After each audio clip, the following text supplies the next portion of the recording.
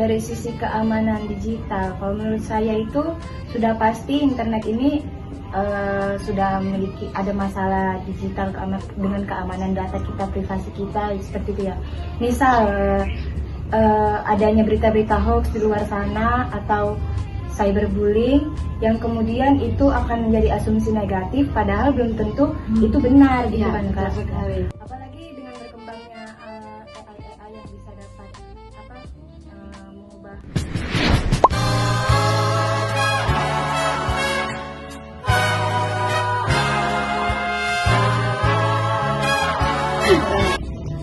Halo semuanya, selamat datang di podcast Ngobrol Digital. Hari ini kita akan membahas sesuatu yang sangat dekat dengan kehidupan kita sehari-hari.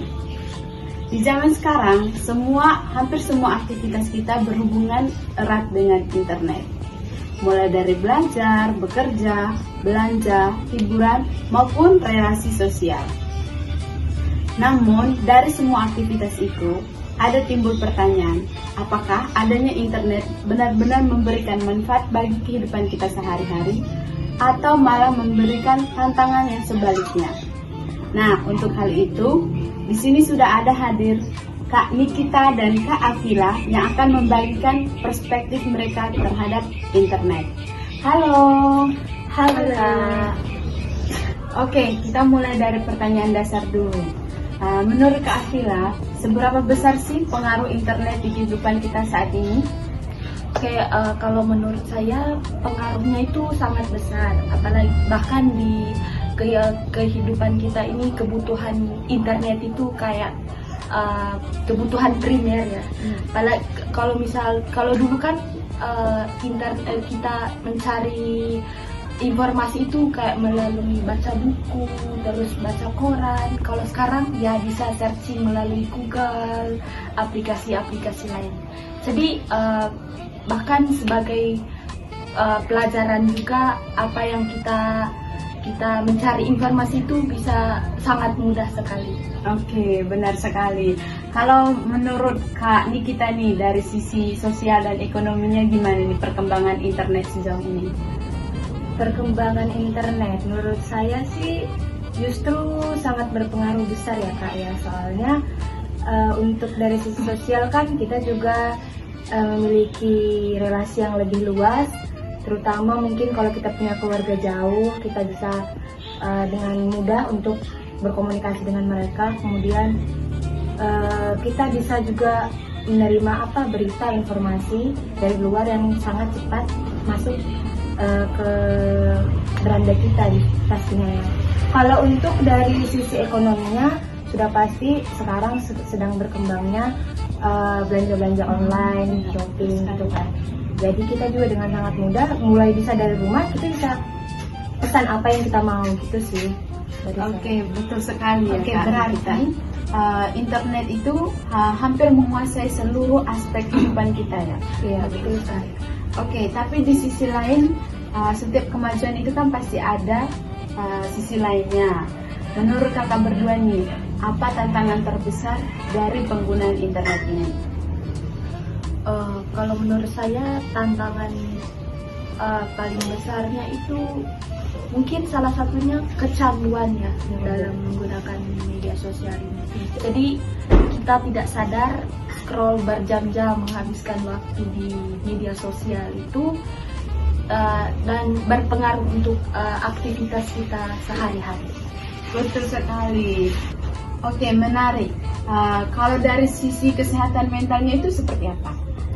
Kalau dari sisi kesehatan mentalnya mungkin kita merasa insecure ya dengan melihat video orang lain, terus membandingkan dengan kita.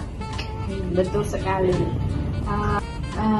Kalau dari sisi keamanannya itu seperti apa menurut kita? Dari sisi keamanan digital, kalau menurut saya itu sudah pasti internet ini sudah memiliki ada masalah digital dengan keamanan data kita, privasi kita seperti itu ya. Misal adanya berita-berita hoax di luar sana atau cyberbullying yang kemudian itu akan menjadi asumsi negatif padahal belum tentu itu benar gitu Iya, kan Kak. betul sekali. Apalagi dengan berkembangnya AI yang bisa dapat mengubah data-data dengan Informasi. sangat cepat. Iya. Berarti ya menurut kakak literasi itu sangat penting ya untuk Tentunya sih. iya, biar kita bisa membedakan informasi yang betul-betulan dan yang hoax ya. Betul sekali. Oke, kita mulai bahas kasus sederhananya.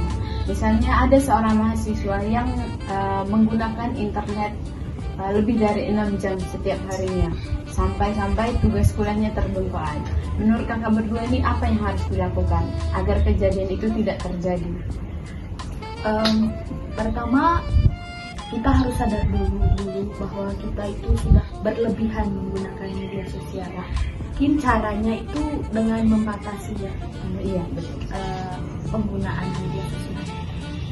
Kalau menurut kak Nikita gimana? Ya, saya setuju dengan pendapatnya Kak Afila. Dengan membatasi pemakaian sosial media itu sangat membantu kita sih sebenarnya.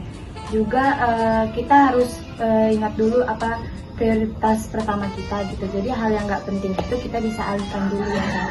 Kemudian juga bisa lebih produktif dengan baca buku atau lakukan hal yang lain seperti itu Kak. Berarti manajemen waktu itu sangat penting ya. Oke, sebelum kita tutup nih, mungkin dari kakak-kakak berdua ini bisa memberikan tips singkat agar bisa menggunakan internet dengan bijak. Gimana? Oke, yang pertama tips itu gunakan internet sesuai dengan kebutuhan, bukan sebagai kebiasaan. Iya. Terus yang kedua, mencari informasi yang mengandung hal-hal yang positif. Oke, kalau dari kak Nikita sendiri gimana tipsnya? Kalau dari saya sih Kak, kita harus bisa ya belajar untuk menjaga data pribadi kita karena itu kan privasi. Jadi kita juga harus kalau bisa nih jangan sembarangan ngasih data pribadi kita ke orang lain karena itu rentan ya. Kemudian juga kita bisa menggunakan internet sebijak-bijaknya, bukan hanya untuk hiburan tapi juga untuk pengembangan diri lah. Sangat bermanfaat sekali ya dari tips dari kedua kakak-kakak ini. Oke, dari diskusi singkat kita hari ini, kita bisa menyimpulkan bahwa internet itu adalah alat yang sangat powerful. Ia bisa membuka peluang untuk belajar, bekerja, maupun berkembang. Namun tanpa kontrol dan kesadaran dari kita, itu juga bisa membawa dampak yang negatif.